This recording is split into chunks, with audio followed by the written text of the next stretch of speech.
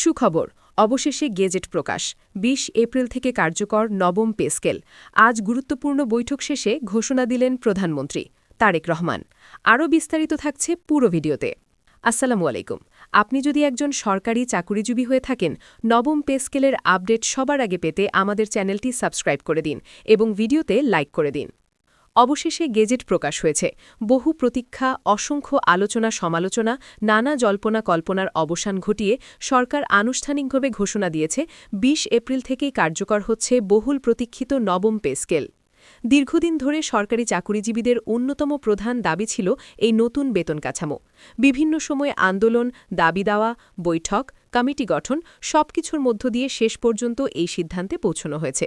গুরুত্বপূর্ণ এক উচ্চ পর্যায়ের বৈঠক শেষে প্রধানমন্ত্রী তারেক রহমান এই ঘোষণা দেন, যা মুহূর্তের মধ্যেই সারা দেশে আলোচনার কেন্দ্রবিন্দুতে পরিণত হয়েছে।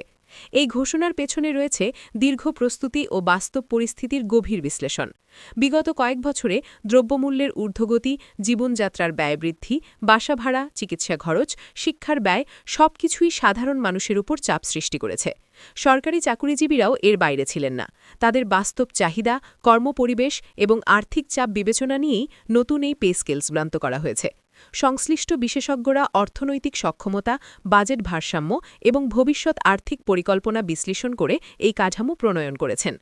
নতুন এই পে স্কেলের মাধ্যমে বেতন কাঠামোয় আনা হয়েছে যুগোপযোগী সংস্কার।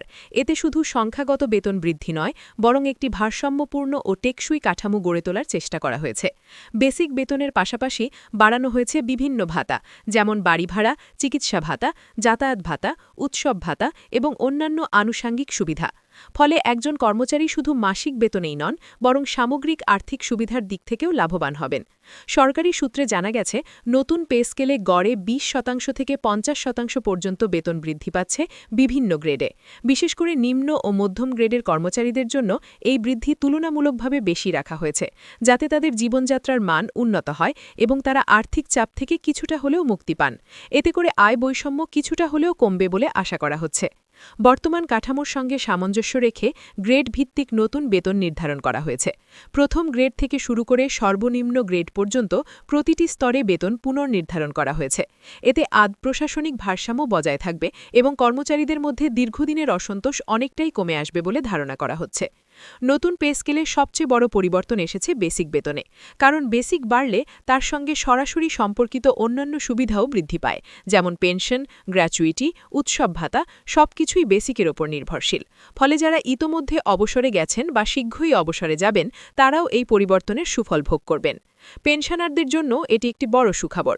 নতুন বেতন কাঠামোর কারণে তাদের পেনশন ভাতা উল্লেখযোগ্যভাবে বৃদ্ধি পাবে। পাশাপাশি চিকিৎসা সুবিধা এবং অন্যান্য সামাজিক নিরাপত্তা কর্মসূচির আওতাও বাড়ানো হচ্ছে।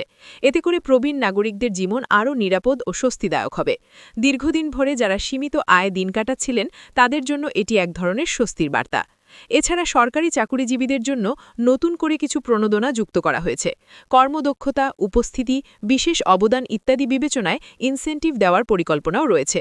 এর মাধ্যমে কর্মক্ষেত্রে প্রতিযোগিতা বাড়বে এবং সেবার মান উন্নত হবে বলে মনে করছেন সংশ্লিষ্টরা। দক্ষতা ও পারফরম্যান্সের ভিত্তিতে পুরস্কৃত করার এই উদ্যোগ প্রশাসনিক সংস্কৃতিতেও ইতিবাচক পরিবর্তন আনতে পারে। নতুন পে স্কেল বাস্তবায়নের ফলে দেশের অর্থনীতিতেও ইতিবাচক প্রভাব পড়বে। যখন মানুষের হাতে বেশি অর্থ থাকবে, তখন তারা বেশি ব্যয় করবে, যা বাজারে চাহিদা বাড়াবে। এতে ব্যবসা বাণিজ্য, উৎপাদন এবং সেবা খাত সক্রিয় হবে। ফলে সামগ্রিক অর্থনৈতিক প্রবৃদ্ধিতে এটি একটি সহায়ক ভূমিকা রাখতে পারে। এই সিদ্ধান্তের ফলে দীর্ঘদিন ধরে দাবি জানিয়ে আসা সরকারি কর্মচারীদের মাঝে স্বস্তি ফিরে এসেছে। বিভিন্ন পেশাজীবী সংগঠন ইতোমধ্যেই এই সিদ্ধান্তকে স্বাগত জানিয়েছে এবং সরকারের প্রতি কৃতজ্ঞতা প্রকাশ করেছে। অনেকেই এটিকে সময় উপযোগী ও প্রয়োজনীয় পদক্ষেপ হিসেবে দেখছেন। তবে শুধু বেতন বৃদ্ধি করলেই সব সমস্যার সমাধান হবে না, এমন মত রয়েছে অনেকের। তারা বলছেন, বাজার নিয়ন্ত্রণ, দ্রব্যমূল্য স্থিতি রাখা এবং দুর্নীতি দমন এসব ক্ষেত্রেও সমান গুরুত্ব দিতে হবে, যাতে এই বেতন বৃদ্ধি বাস্তব অর্থে কার্যকর হয়। অন্যথায় বাড়তি আয়ও দ্রুত ব্যয়ের চাপে হারিয়ে যেতে পারে। নতুন পে স্কেল বাস্তবায়নের ফলে কিছু প্রশাসনিক পরিবর্তনও আসতে পারে। বিভিন্ন দফতরে নতুন করে বাজেট পুনর্বিন্যাস করা হবে, যাতে এই বাড়তি ব্যয় সামাল দেওয়া যায়। এজন্য সংশ্লিষ্ট মন্ত্রণালয়গুলি ইতোমধ্যেই প্রস্তুতি নিতে শুরু করেছে এবং ধাপে ধাপে বাস্তবায়নের রূপরেখা তৈরি করছে। ২০ এপ্রিল থেকে এই গেজেট কার্যকর হলে ধাপে ধাপে সব সরকারি দফতরে এটি বাস্তবায়ন করা হবে। প্রথমে কেন্দ্রীয় পর্যায়ে, এরপর জেলা ও উপজেলা পর্যায়ে এই নতুন কাঠামো চালু করা হবে। এতে কিছু সময় লাগলেও সরকার বলছে খুব দ্রুতই সবাই এই সুবিধা পেতে শুরু করবে। এই ঘোষণার পর থেকেই সামাজিক যোগাযোগ মাধ্যমে ব্যাপক আলোচনা শুরু হয়েছে। অনেকেই এটিকে যুগান্তকারী সিদ্ধান্ত হিসেবে দেখছেন, আবার কেউ কেউ বাস্তবায়ন প্রক্রিয়া নিয়ে প্রশ্ন তুলছেন। তবে সবকিছুর পরেও একটি বিষয় পরিষ্কার, নবম পে স্কেল দেশের সরকারি চাকুরিজীবীদের জন্য একটি বড় মাইলফলক।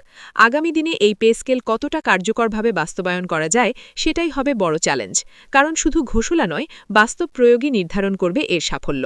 সরকার যদি সঠিকভাবে এটি বাস্তবায়ন করতে পারে, তাহলে এটি দেশের প্রশাসনিক কাঠামোয় ইতিবাচক পরিবর্তন আনবে। এখন সবার চোখ ২০ এপ্রিলের দিকে।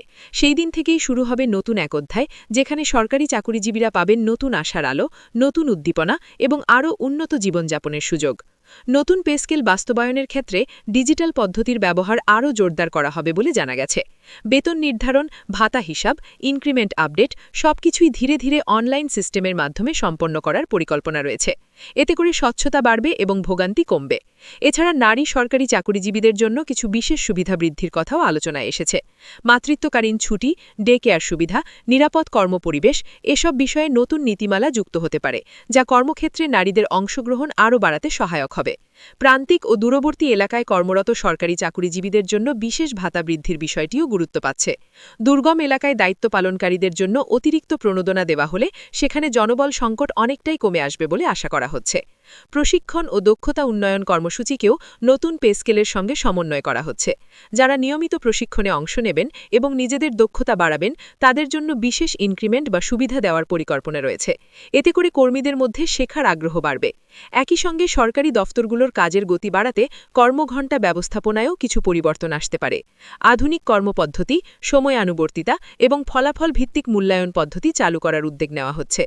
সব মিলিয়ে নতুন পে স্কেল শুধু একটি বেতন বৃদ্ধি নয়, এটি একটি পূর্ণাঙ্গ সংস্কার প্যাকেজ হিসেবে বিবেচিত হচ্ছে, যা সরকারি চাকুরিজীবীদের জীবনমান উন্নয়নের পাশাপাশি সব প্রশাসনিক ব্যবস্থাকেও আরও কার্যকর এবং গতিশীল করে তুলবে।